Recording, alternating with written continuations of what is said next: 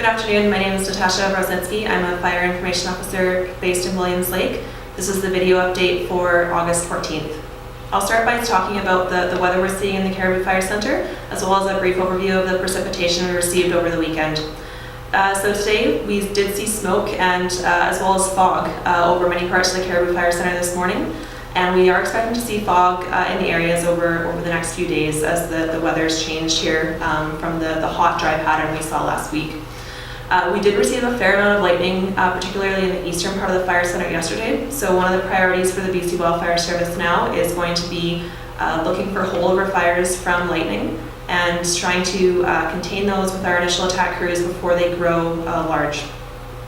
In terms of the precipitation we saw with the cold front event this weekend, we did get decent amounts of precipitation in the eastern parts of the fire center, but unfortunately out west we saw very little rain, and in fact some weather stations did not receive any rain whatsoever. So one of the weather stations that didn't receive any rain is Raven Lake, which is just east of Alexis Creek.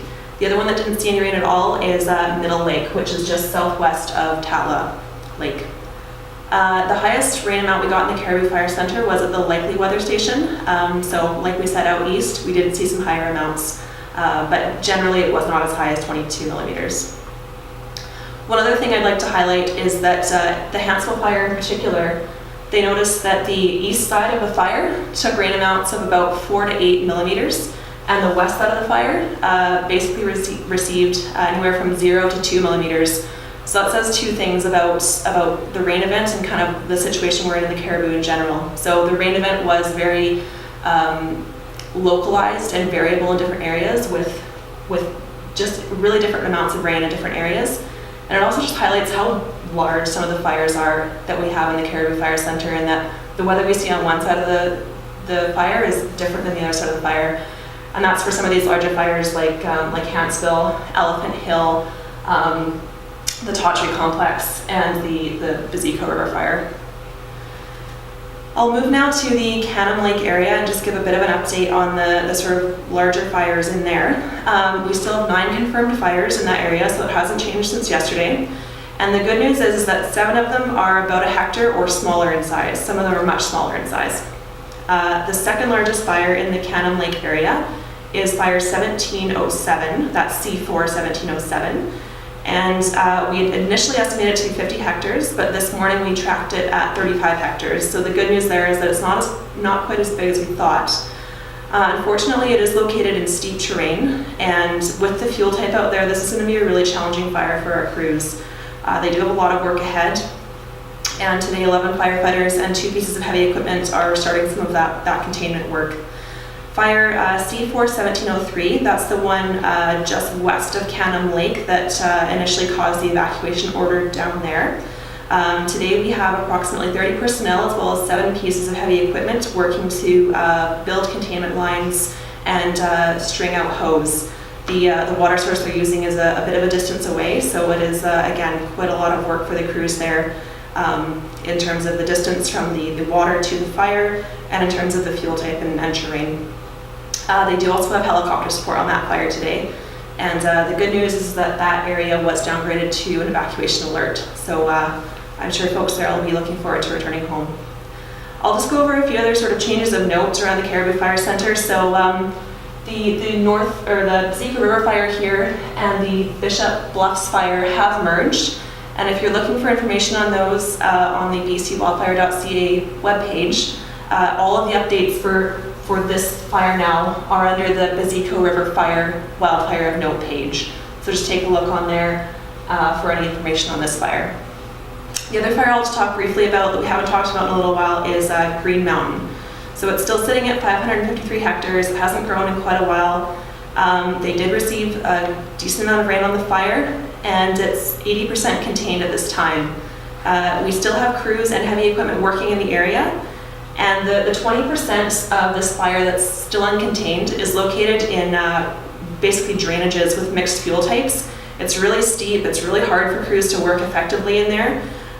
So we're not comfortable with saying those areas are contained yet, just because of the potential for the fire to heat up again in those areas as it dries out. and they are making a plan for sort of how to deal with those harder to access areas, but until then, and until they're successful in those, we won't be calling it 100% contained.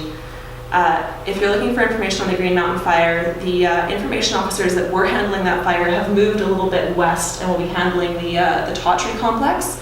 So you'll see on the Wildfire of Note page for this fire on bcwildfire.ca that the contact information is now the Cariboo Fire Center. So just give that email an email or that phone number a phone call if you're looking for information. Lastly, I'll just talk a little bit about the Elephant Hill Fire. Like many other fires across the Cariboo Fire Center, this fire was active on the weekend with the wind event that we got with the cold front.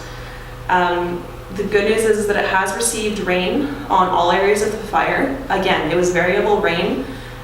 Some areas got up to 15 milliliters, some got less, but the average they're saying in general for the fire is about 8 millimeters. And that's providing firefighters there with some relief and a bit of time to do some work there before it dries out again. This fire has moved north, farther into the Cariboo Fire Center, and it's currently estimated to be just under 150,000 hectares.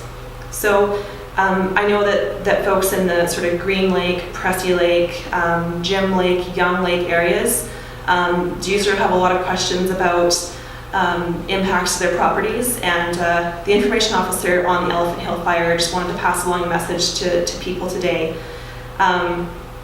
Essentially where they're at with things there is that crews are in the process of trying to get into the areas where the fire extended over the weekend. So right now they're dealing with live power lines that have been damaged, so BC Hydro is working with the incident management team there to make sure it's safe for people to get into the areas and assess what's happened.